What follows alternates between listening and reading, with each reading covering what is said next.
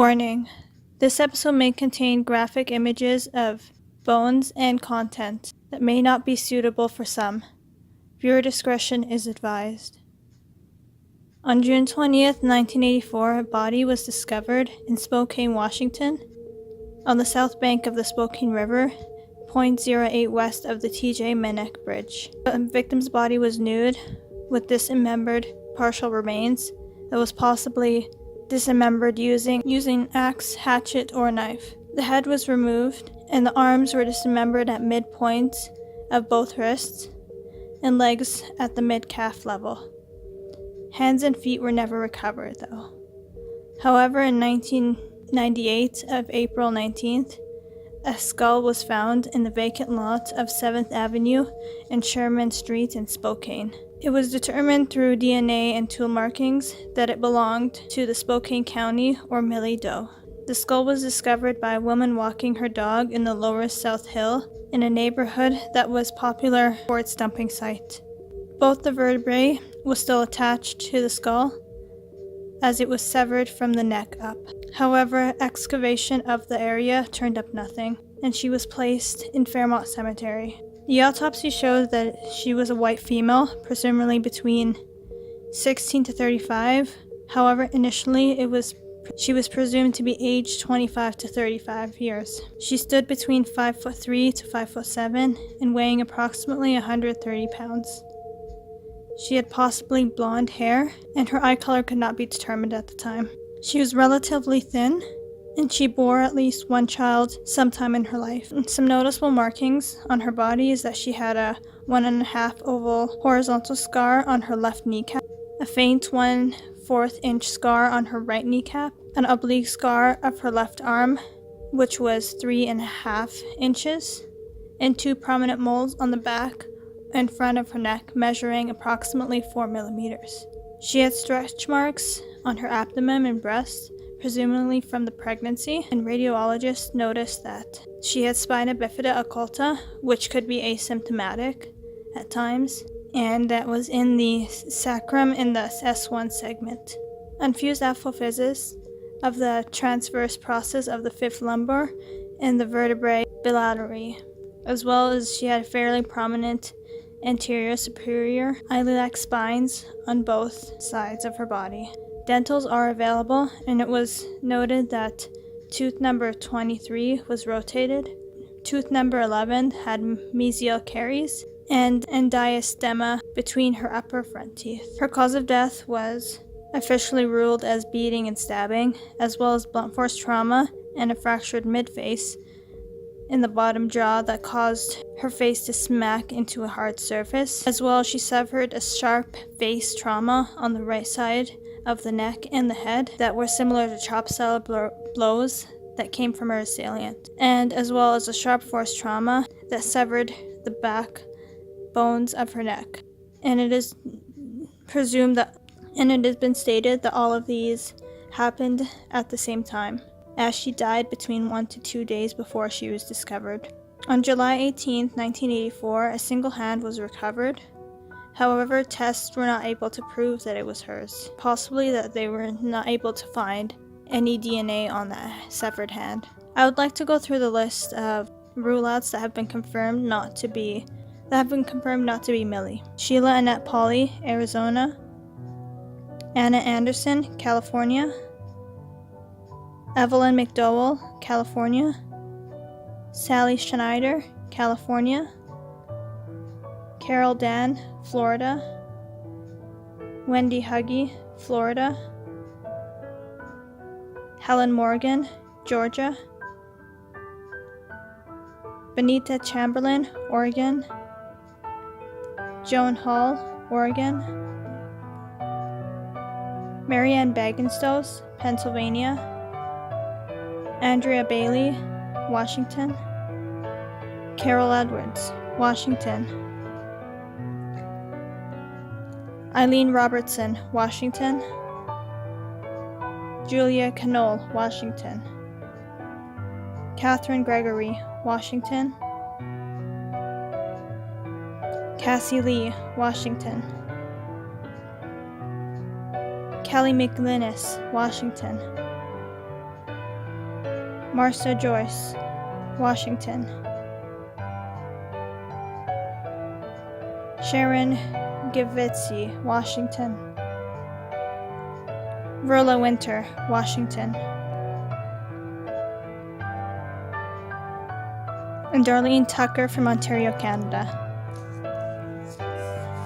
Now I'd like to go through the list of possibilities that I could find could be our Spokane County Millie Doe through various web forms. Mary Jo Burnett, Alabama.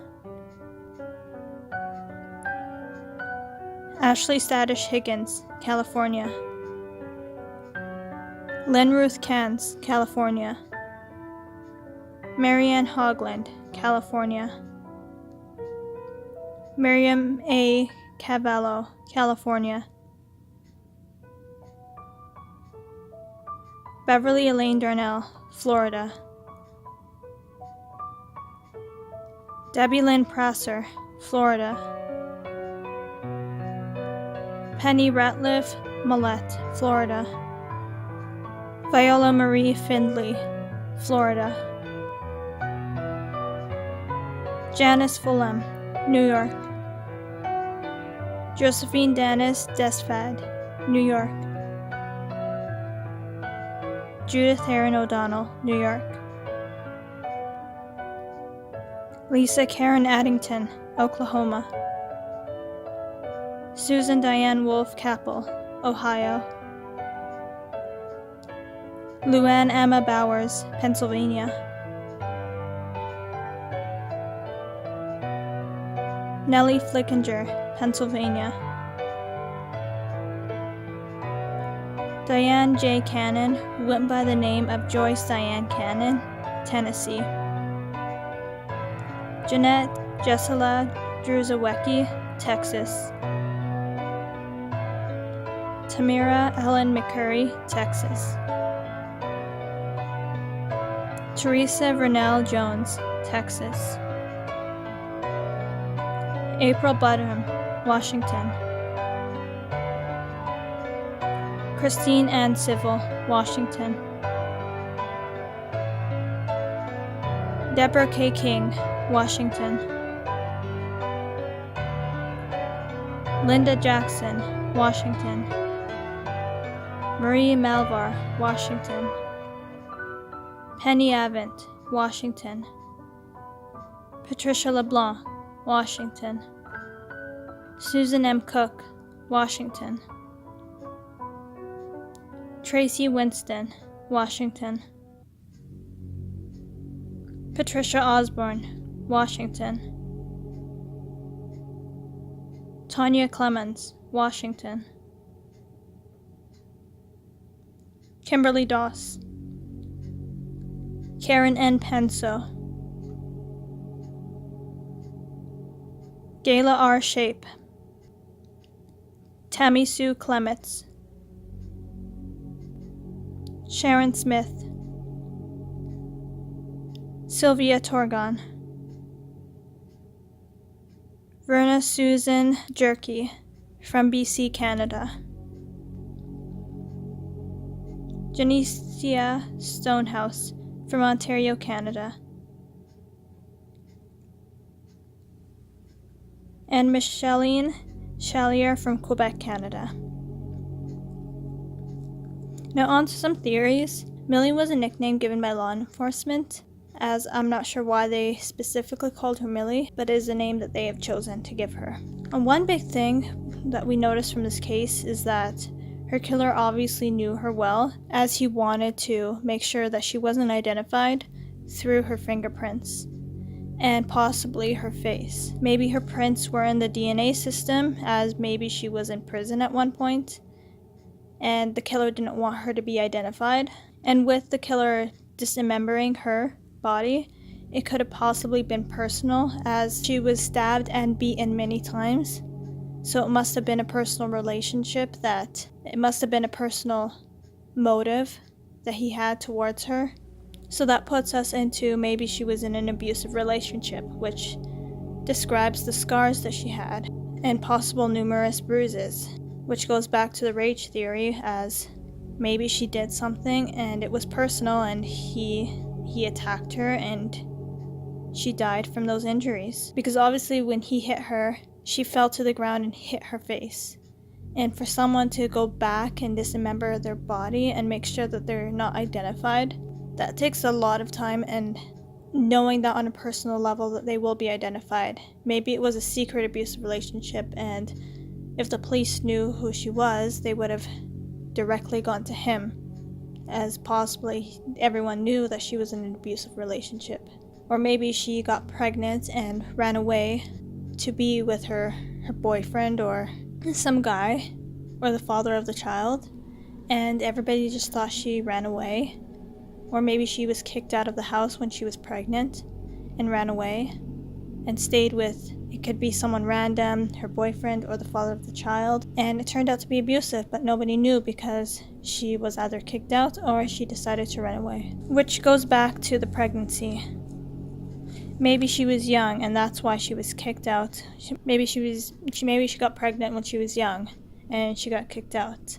A lot of theories point to maybe she was pregnant in the 1980s. Many users see that if she had spina bifida, maybe that she used a wheelchair or she had trouble walking, as the S1 segment was fractured. However, it could have been asymptomatic, as occulta does mean asymptomatic, that she wouldn't have known that she possibly had it. So maybe she would have been seen with some trouble walking or with a limp or something. A user stated that, judging on her looks, she does look French, and maybe she came as a French exchange student and wonders if law enforcement has done isotope testing, and maybe she got pregnant here in the States while in school and her family is still in Europe somewhere and they don't know anything, that she's been gone. However, all in that, I do believe that something happened where either she came from a different country or she ran away or was kicked out when she got pregnant, had the baby, and was in a terrible environment with an abusive boyfriend or husband, and she possibly did something, or maybe she stood up for herself, or maybe she even tried to run away. Because for someone to hit her that hard, and fall to the ground and hit her face, it must have been a really bad blow. Maybe she was trying to escape that environment, right? And since her family thinks either she ran away or they just kicked her out, they have no idea that she's been missing. And maybe she did get in some trouble with the law at some point, either before her pregnancy or after the pregnancy, to which they took her fingerprints down. And if police were to figure out her identity, they'd know who to go to, because possibly there was a lot of domestic violence to which the police were called in that home, as there was many scars on her body as well. And maybe when people asked him, they said that she just ran away.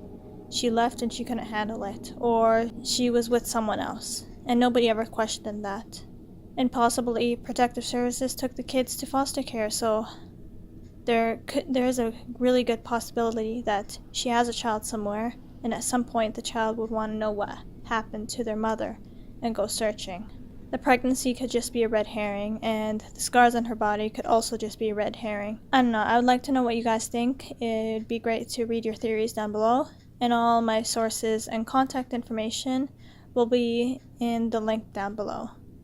Thanks for taking the time to hear Spokane County or Millie Doe's story, and maybe one day we can just get her name back. Please subscribe to my channel for more content similar to this one, and give this video a like if you want to see more unsolved and identified cases. Thank you.